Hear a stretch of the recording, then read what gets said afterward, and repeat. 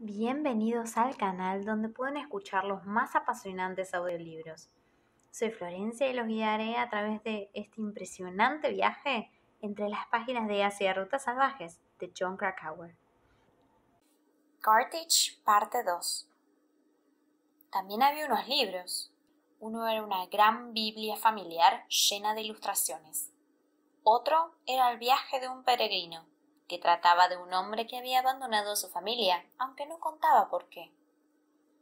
Leí partes considerables del mismo a ratos. Lo que decía era interesante, pero difícil de comprender.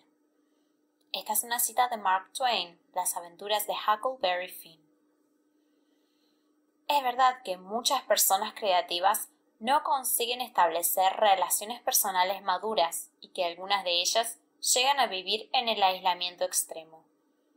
También es verdad que, en determinadas circunstancias, un trauma originado por la separación o la pérdida de un ser querido durante la infancia puede conducir a que una persona potencialmente creativa tienda a desarrollar aquellos aspectos de su personalidad que solo es posible satisfacer en un estado de relativo aislamiento. Sin embargo, de ello no podemos inferir que las conductas creativas y solitarias sean en sí mismas patológicas. El comportamiento de evitar el contacto con los demás es una respuesta concebida para proteger al niño de los desórdenes del comportamiento. Si trasladamos esta idea a la vida adulta, advertiremos que el niño que evita el contacto con los demás puede muy bien transformarse en una persona cuya necesidad principal sea encontrar alguna clase de sentido y orden en la vida que no dependa por completo o incluso en gran medida de las relaciones interpersonales. Esta es una cita de Anthony Storr, de su libro Solitude: A Return to the Self. Seguimos con el libro. Un enorme John Deere 8020 parece agazaparse en silencio bajo la oblicua luz del atardecer, lejos de cualquier lugar habitado y rodeada por un campo de sorgo a medio segar. Las embarradas zapatillas deportivas de Wayne Westerberg sobresalen de las fauces de la cosechadora, como si la máquina fuera un gigantesco reptil de metal empeñado en digerir a su presa y estuviera terminando de engullirla. «Pasadme la llave, joder», exige una voz sorda y enfurecida que proviene de las entrañas de la máquina. ¿O es que tenéis las manos tan ocupadas en los bolsillos que no podéis ayudar en nada? La cosechadora se ha averiado por tercera vez en pocos días, y Westerberg está haciendo desesperados esfuerzos para cambiar antes del anochecer un cojinete que se le resiste. Al cabo de una hora se desliza fuera de la máquina, cubierto de grasa y rastrojos, pero con expresión de triunfo. Siento haber perdido la paciencia, se disculpa. Llevamos demasiados días trabajando 18 horas. Cada vez estoy de peor humor, porque esta temporada vamos muy retrasados y encima nos falta mano de obra. Contaba con que Alex ya habría regresado. Han pasado 50 días desde que el cadáver de Chris McCandless fue descubierto en la senda de la estampida. 7 meses antes, una glacial tarde de marzo, McCandless había entrado con toda tranquilidad en la oficina del elevador de grano de Carthage, anunciando que estaba listo para ir a trabajar. Nos encontrábamos todos allí, fichando antes de salir, y entró Alex con una gran mochila colgada al hombro, recuerda Westerberg. Le dijo a Westerberg que tenía planeado quedarse hasta el 15 de abril, el tiempo justo para obtener un poco de dinero. Según le explicó, tenía que comprar una larga lista de pertrechos porque se iba a Alaska. Le prometió que regresaría a Dakota del Sur a tiempo para ayudarlo con la cosecha de otoño, pero quería estar en Fairbanks a finales de abril, ya que su intención era apurar al máximo su estancia en el norte antes de volver. Durante las 4 semanas que pasó en Carthage, McCandless trabajó con dureza, encargándose de las tareas más desagradables y pesadas, aquellas con las que nadie quería enfrentarse. Limpiaba los almacenes, exterminaba insectos, escardaba y pintaba. Para recompensar sus esfuerzos con una tarea que requiriera un poco más de destreza, Westerberg intentó enseñarle a manejar una recogedora cargadora.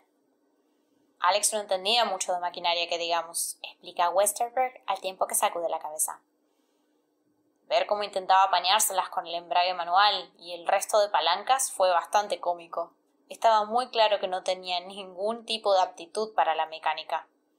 McCandless tampoco estaba dotado de un excesivo sentido común. Muchos de quienes lo conocieron han comentado espontáneamente que parecía tener una gran dificultad para resolver problemas prácticos, como si los árboles le impidieran ver el bosque. Alex no era un pasmado, entiéndame bien, prosigue Westerberg, pero en ocasiones parecía vivir en las nubes.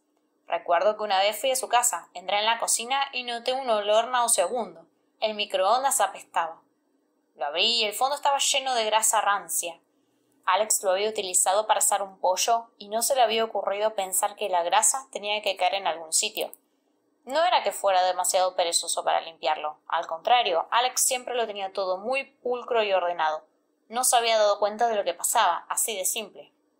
Poco después del regreso de McCandless a Carthage, Westerberg le presentó a su novia, Gail Bora, una mujer menuda, ligera como una garza real, de ojos tristes, rasgos delicados y larga melena rubia. A sus 35 años está divorciada y es madre de 2 hijos adolescentes. Lleva años rompiendo y reconciliándose con Wayne Westerberg. Ella y McCandless se hicieron amigos muy pronto. Al principio parecía muy tímido, cuenta Bora. Se comportaba como si le costase mucho estar en compañía de otras personas. Me figuré que era porque había pasado mucho tiempo solo. Alex venía a cenar a casa casi cada noche. Continúa. Comía mucho, jamás dejaba nada en el plato. También era un buen cocinero. A veces pasaba a recogerme para ir a casa de Wayne, donde preparaba la cena para todo el mundo. Muchos de los platos que cocinaba eran a base de arroz. En contra de lo que cabía esperar, no lo aborrecía. Aseguraba que 9 kilos de arroz le bastaban para alimentarse un mes entero.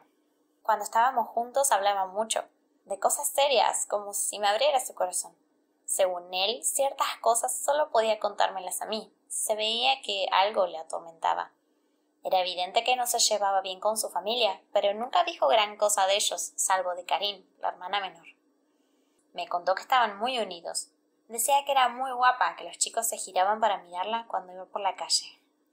Westerberg, por su parte, consideró que los problemas familiares de McCandless no eran de su incumbencia. Siempre imaginé que debía de tener una buena razón para estar enfadado con ellos. Sin embargo, ahora que ha muerto, ya no estoy tan seguro. Si el pobre Alex estuviera aquí delante, no podría evitar leerle la cartilla. ¿En qué demonios estabas pensando? ¿No hablar con tu familia durante todo ese tiempo y tratarlos tan mal?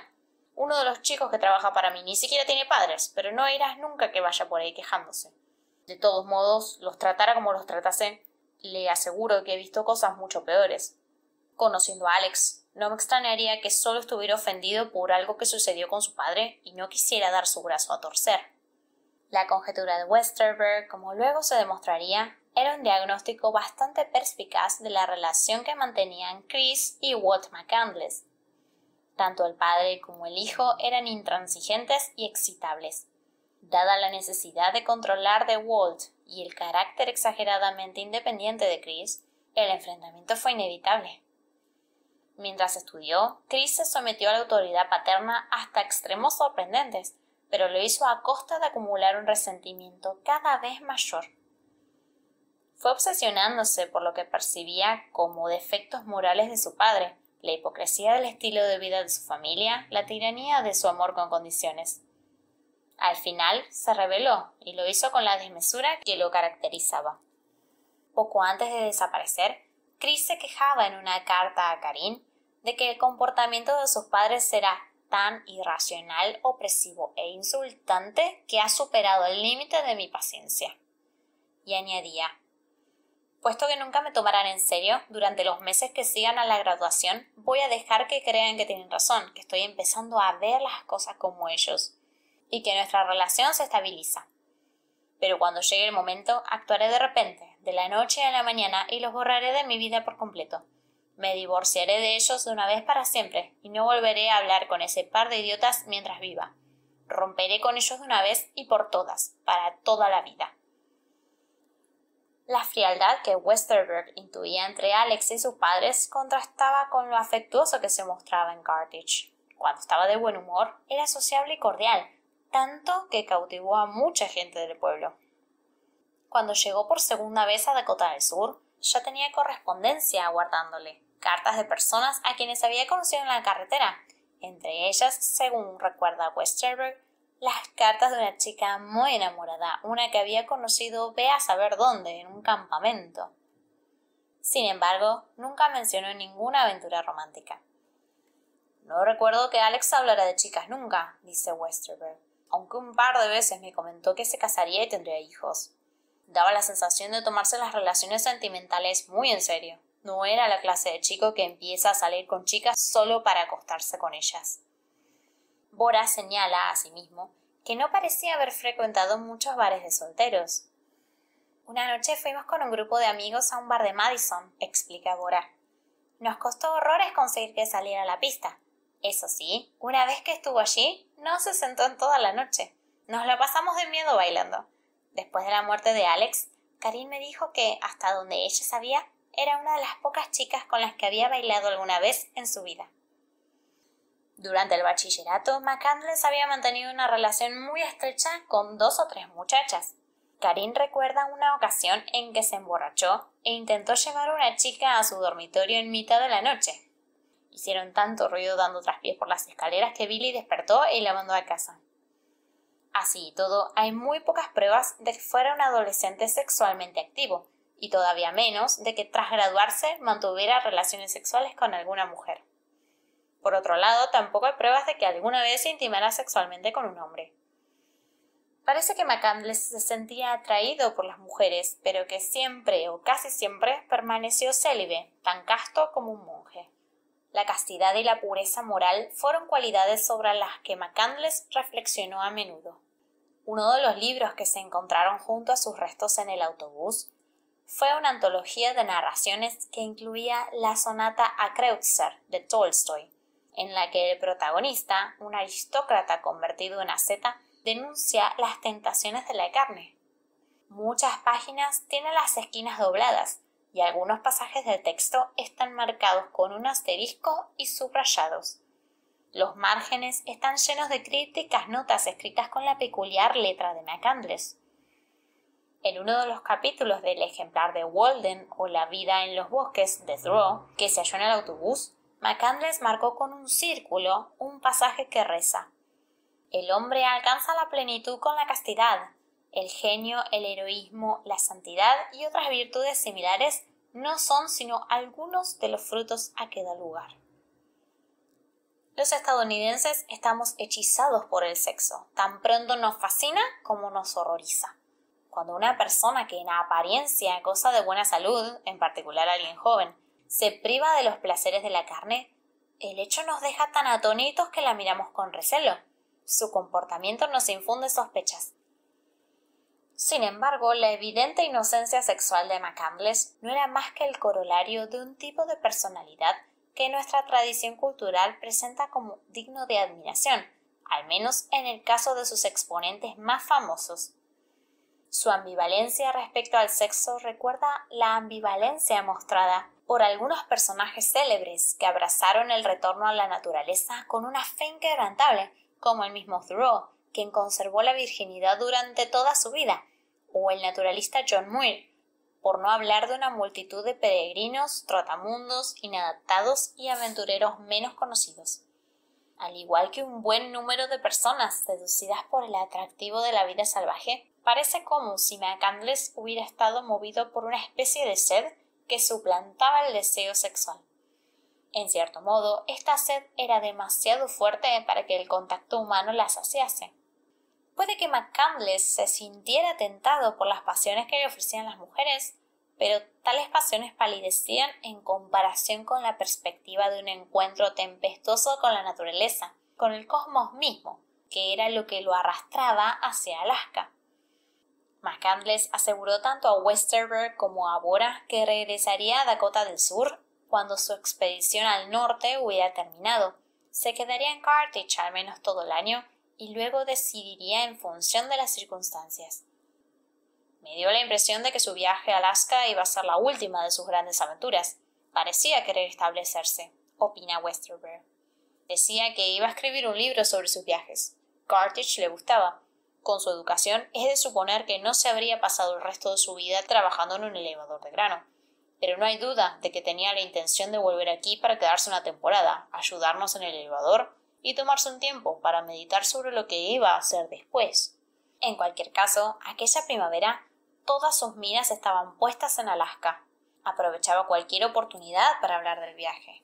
Se dedicó a buscar a cuantos cazadores experimentados pudo por el pueblo y los alrededores y les pidió que lo aconsejaran sobre las técnicas más adecuadas para la caza al acecho, la condimentación de la carne o su conservación.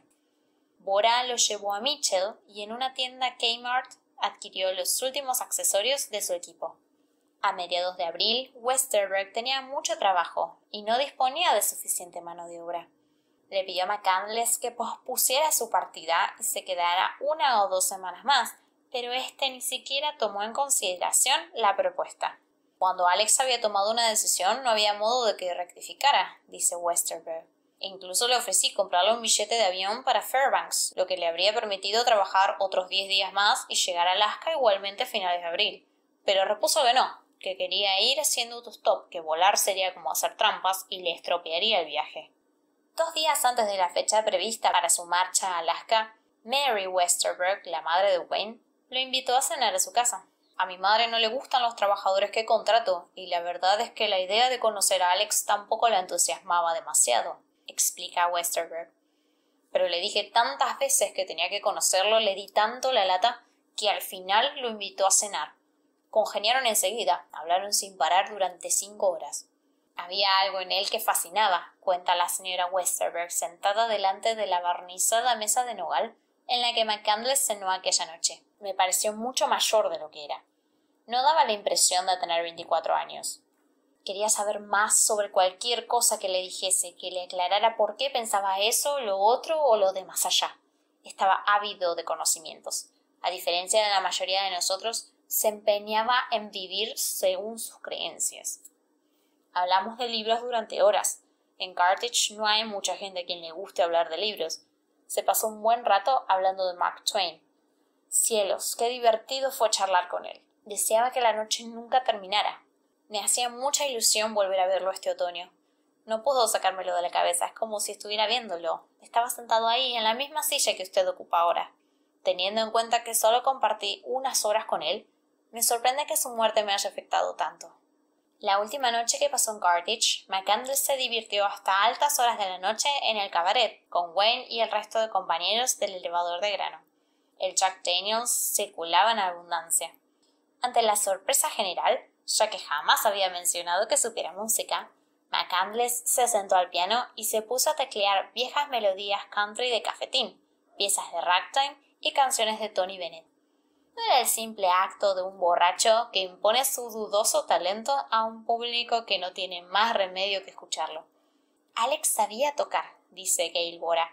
Quiero decir que era bueno, muy bueno. Nos dejó boquiabiertos. La mañana del 15 de abril, todos se reunieron en el elevador para despedir a McCandless.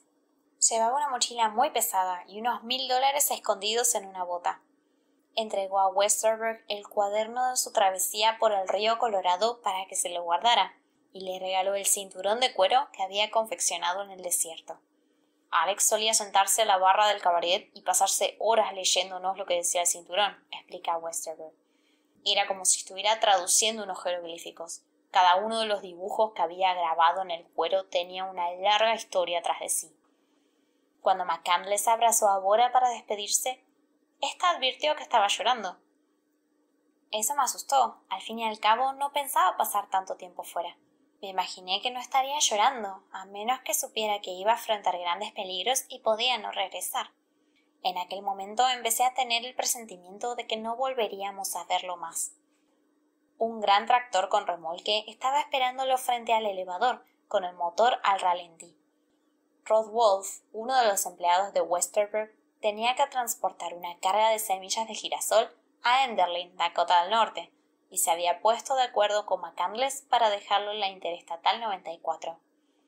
Cuando bajó del tractor, llevaba su condenado machete colgado a la espalda, cuenta Wolf.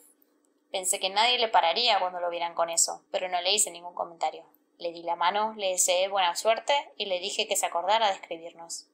McCandless escribió. Una semana después, Westerberg recibió una lacónica postal con matasellos de Montana. 18 de abril. Esta mañana he llegado a Whitefish en un tren de carga. Voy a buen ritmo. Hoy cruzaré la frontera e iré hacia Alaska por el interior. Recuerdos a todos. Cuídate, Alex. A primeros de mayo, Westerberg recibió otra postal, esta vez de Alaska. La postal era una fotografía de un oso polar y el matasellos llevaba la fecha del 27 de abril de 1992. Recuerdos desde Fairbanks. Esto es lo último que sabrás de mí, Wayne. Estoy aquí desde hace 2 días. Viajar a dedo por el territorio del Yukon ha sido difícil, pero al final he conseguido llegar. Por favor, devuelve mi correo a los remitentes. Tal vez pase mucho tiempo antes de que regrese al sur. Si esta aventura termina mal y nunca vuelves a tener noticias mías, quiero que sepas que te considero un gran hombre. Ahora me dirijo hacia tierras salvajes. Alex. El mismo día, McCandless mandó una postal con un mensaje similar a John Burns y Bob. Hola chicos, este es el último mensaje que os envío. A partir de ahora me dirijo hacia tierras salvajes para vivir en plena naturaleza. Cuidaos mucho. Conoceros ha sido una experiencia maravillosa. Alexander. Si quieres seguir viendo este tipo de audiolibros en YouTube, apóyame con un me gusta y suscríbete, que me ayudaría muchísimo. Seguinos también en Instagram y Facebook, donde subimos contenido diario relacionado, sorteos y libros recomendados. Te dejo aquí abajo los links. Si te ha gustado y no puedes esperar a escuchar los siguientes capítulos, aprieta la campanita, así YouTube te avisa cuando subo los próximos videos. Y me despido de ustedes, buscadores de buenas historias. Hasta la próxima.